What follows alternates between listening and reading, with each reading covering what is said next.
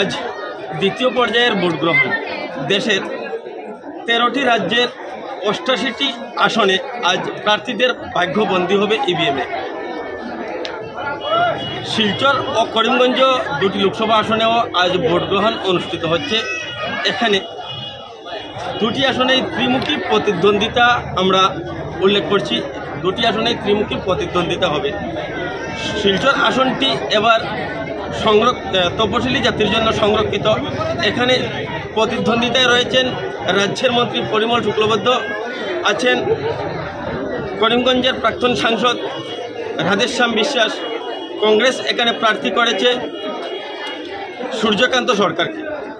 তো এখানে মমতা বন্দ্যোপাধ্যায়ের দলের হয়ে প্রতিদ্বন্দ্বিতা করছেন করিমগঞ্জ জেলার প্রাক্তন সাংসদ রাধেশ্যাম বিশ্বাস। আমরা উল্লেখ করব এই আসনটি অত্যন্ত গুরুত্বপূর্ণ, যেখানে লড়াই কিন্তু সমানে সমানে, কেউ কাউকে ছেড়ে দিয়ে কথা বলছেন না। রয়েছি Haji Majid Ali rural high school, যে হাই স্কুলে ঠিক এই মুহূর্তে আমরা যেটা চিত্র উল্লেখ করছি, যে সকাল সকাল আমরা যে ছবিটি এখান থেকে সংগ্রহ করছি, এখানে আমরা দেখতে পাচ্ছি মানুষজন ভোট হতেই বেরিয়ে আসেন তাদের সেই গণতান্ত্রিক অধিকার ভোট প্রয়োগ করতে। আমরা উল্লেখ করব এখানকার মানুষের মধ্যে আমরা একটি উৎসব মুখর, যেটা এই ভোটকে কেন্দ্র করে আমরা উৎসব মুখর পরিবেশ আমরা পরিলক্ষিত করছি। এখানে আমরা দেখছি অনেক তাদের নাম সবে সন্নিবিষ্ট হয়েছে ভোটার তালিকায়। বাড়তি উৎসাহ নিয়ে তারাও কিন্তু অনেকজন এ লাইনে দাঁড়িয়ে রয়েছে। 3টি ভোট গ্রহণ কেন্দ্রের কথা আমরা উল্লেখ করেছিলাম। ঠিক এই মুহূর্তে আমরা আমাদের উভয় পাশে 2টি সেন্টারে আমরা দেখছি। তো এখনো পর্যন্ত অত্যন্ত শান্তিপূর্ণভাবে আমরা উল্লেখ করব যে এখনো পর্যন্ত অত্যন্ত শান্তিপূর্ণভাবে ভোট গ্রহণ প্রক্রিয়া এখানে অনুষ্ঠিত হচ্ছে। কোনো ধরনের গোলযোগের খবর এখনো পর্যন্ত আমাদের কাছে নেই। আমরা ঠিক এই মুহূর্তে রয়েছি ইলিয়াস আলী প্রাথমিক বিদ্যালয়ে। এখানে 96, 97 এবং 98 3টি ভোট গ্রহণ কেন্দ্রে ভোট অনুষ্ঠিত হচ্ছে। মানুষ তাদের গণতান্ত্রিক অধিকার ভোট প্রয়োগ করছেন। তো আমরা উল্লেখ করব 96, 97 যে 2টি সেন্টার এখানে রয়েছে, তো মানুষের ভিড় দেখতে পাচ্ছি। এখানে দীর্ঘ লাইনে দাঁড়ানো অবস্থা মানুষ রয়েছেন। ঠিক 98 যেটা সেন্টার, সেখানে কিন্তু মানুষের সংখ্যা অত্যন্ত কম আমরা উল্লেখ করব। সেই 98 যেটা ভোট গ্রহণ কেন্দ্র, যেখানে ভোটারের সংখ্যা 499 জন, 98 যেটা ভোট গ্রহণ কেন্দ্র রয়েছে সেটা কিন্তু সম্পূর্ণ এখানে আর তাদের ভোটাধিকার প্রয়োগ করে এখান থেকে আবার চলে যাচ্ছেন। আমরা ইতিমধ্যে যে সমস্ত ছবি সংগ্রহ করেছি সবগুলিতে আমরা জনসাধারণ লাইনে দাঁড়ানোর দীর্ঘ লাইন আপনাদের সম্মুখে তুলে ধরেছিলাম। তো ব্যতিক্রম এই 98 ভোট গ্রহণ যেটা সেন্টার, সেখানে কিন্তু কোনো ধরনের ভিড় আমাদের সম্মুখে পরিলক্ষিত হয়নি। আমরা রয়েছি এই মুহূর্তে ভাম বিদ্যাপীঠ হাই স্কুল ভোট গ্রহণ কেন্দ্রে। এখানকার যেটা পরিস্থিতি, এই কেন্দ্রটি স্পর্শকাতর ভোট সেন্টার রয়েছে, তার মধ্যে কিন্তু এটা আরো একটি। এখানে আমরা দেখছি সম্পূর্ণ নিরাপত্তা বেষ্টনীতে এই ভোট গ্রহণ কেন্দ্রে ভোট চলছে। এখানে 2টি ভোট গ্রহণ কেন্দ্র রয়েছে। আমরা এখানে ঠিক এই পাশটায় আমরা দেখতে পাচ্ছি 93 নম্বর পোলিং স্টেশন ভাম বিদ্যাপীঠ হাই স্কুলের। এখানে কিন্তু সকাল 7টা থেকে মানুষ, আমরা বর্তমান সময়েও যেভাবে লাইন দেখছি, সকাল 7টা থেকে ভোট গ্রহণ পর্ব যখন শুরু হয়, তো একইভাবে এখানে আমরা লাইনে ঠায় দাঁড়িয়ে মানুষকে ভোট দিতে দেখছি। যদিও শান্তিপূর্ণভাবে, স্পর্শকাতর হলেও এখনো পর্যন্ত এখানে কোনো ধরনের অপ্রীতিকর কোনো ঘটনার খবর নেই। অত্যন্ত শান্তিপূর্ণভাবে মানুষ দীর্ঘ লাইনে দাঁড়িয়ে মানুষ তাদের মতাধিকার প্রয়োগ করছে। পাশে কিন্তু আরো একটি ভোট গ্রহণ কেন্দ্র রয়েছে, যেখানকার আমরা দেখছি মহিলা এক পাশে, পুরুষ এক পাশে, দীর্ঘ লাইনে তারা দাঁড়িয়ে তাদের ভোটাধিকার প্রয়োগ করছেন। তো এখানকার যদিও স্পর্শকাতর হিসাবে এই কেন্দ্রটিকে স্পর্শকাতর ডিক্লেয়ার করা হয়েছে, তো স্পর্শকাতর হলেও কিন্তু এখানে অতীতে কি হয়েছে না হয়েছে আমাদের জানা নেই। কিন্তু বর্তমান সময়ে আমরা যেটা দেখছি অত্যন্ত শান্তিপূর্ণভাবে এই সেন্টারে ভোট গ্রহণ চলছে। 7টা থেকে তারা লাইনে দাঁড়িয়েছেন। আমরা দেখছি দীর্ঘ লাইন এসেছেন। তারা উল্লেখ করছেন অত্যন্ত ধীর গতিতে এখানকার ভোট অনুষ্ঠিত হচ্ছে। সেটা আমরা জানার চেষ্টা করব, যদি সম্ভব হয়, যে কি কারণে ভোট অত্যন্ত ধীর গতিতে চলছে। অত্যন্ত প্রখর রোদ, সেই প্রখর রোদের মধ্যে দাঁড়িয়ে কিন্তু মানুষ তাদের গণতান্ত্রিক অধিকার ভোট প্রয়োগ করছেন। এই মুহূর্তে রয়েছি মধ্যদলাইয়ের বিএনএমপি স্কুলে। এখানে 76, 77 এবং 78 এই 3টি ভোট সেন্টার রয়েছে। আমরা যে তথ্যটি এই মুহূর্তে আপনাদের সম্মুখে তুলে ধরতে চাইব, ঠিক সকাল 10:30টায় এখানকার যেটা ভোট পার্সেন্টেজ যেটা কাস্ট হয়েছে সেটা অত্যন্ত অত্যন্ত সন্তোষজনক। এখানে 33% মতো ভোট ইতিমধ্যে কাস্ট হয়ে গিয়েছে। মানুষ রয়েছেন, তাদের সহিত কথা বলার চেষ্টা করব।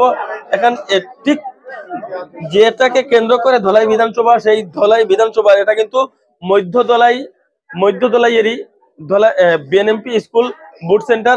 আমরা রয়েছে 77 নম্বর পোলিং যেটা সেন্টার রয়েছে সেই সেন্টারে। এখানে যে দৃশ্যটি আমরা আপনাদের সম্মুখে তুলে ধরতে চাইছি, ইতিমধ্যে 33% বেশি ভোট কাস্ট হয়ে গিয়েছে যেটা উল্লেখ করেছিলাম। আর এখনো পর্যন্ত আমরা দেখছি যে লাইনে কিছু সংখ্যক মানুষ এখনো দাঁড়িয়ে রয়েছেন।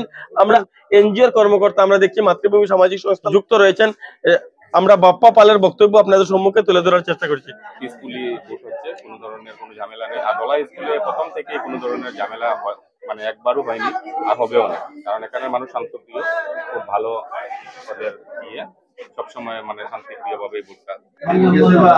মধ্য ধলাইয়ের এটা 76 নম্বর ভোট সেন্টার। তো সেই ভোট সেন্টারে ইতিমধ্যে 1257 জন টোটাল ভোটার রয়েছেন, কিন্তু এক কেন্দ্রে 1257 জন ভোটারের মধ্যে থেকে সকাল 10:30টা অবধি এখানে টোটাল 277 জন ভোটদাতা তাদের ভোট প্রয়োগ করেছেন। আমরা যতটুকু তথ্য ইতিমধ্যে অবগত হয়েছি তাতে 277 জন কিন্তু তাদের ভোটাধিকার প্রয়োগ করেছেন। আমরা একটি বিষয় এখানে উল্লেখ করব, আমরা এই সেন্টারেরই এখানে 3টি সেন্টার রয়েছে, 76, 77 এবং 78। আমরা এই সেন্টারে সব থেকে বেশি কিন্তু মানুষ লাইনে দাঁড়াতে দেখতে পাচ্ছি। আর এখানে ভোটারের সংখ্যাও অনেক বেশি, 1257 জন ভোটার রয়েছেন এই সেন্টারে।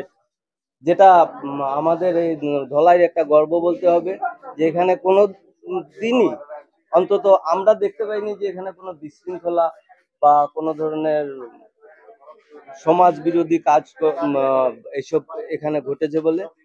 তো সবাই এখানে স্বতঃস্ফূর্ত ভাবে এগিয়ে এসেছেন।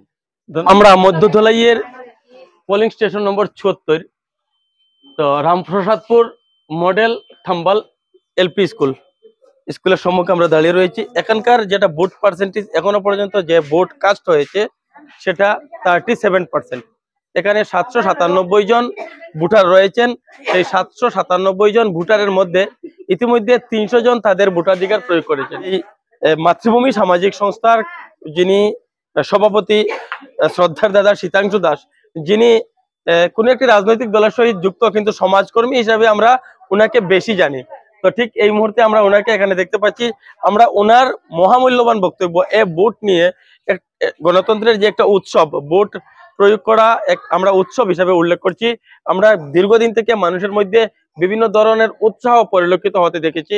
তো অনেকজন ভোট প্রয়োগ করে তাদের গণতান্ত্রিক অধিকারটি প্রয়োগ করে বেরিয়ে আসছেন আমাদের শ্রদ্ধার দাদা সিদ্ধান্ত দাস আমরা উল্লেখ করেছিলাম। তো দাদা ইতিমধ্যে নিজের মতাধিকার মানে প্রয়োগ করে এসেছেন।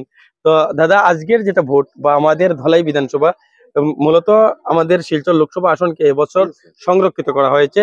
আর আমরা দেখছি এখানে হেভিওয়েট প্রার্থী যিনি ভারতীয় জনতা পার্টির শ্রদ্ধার শ্রী পরিমল শুক্লবৈদ্য মহাশয় আছেন।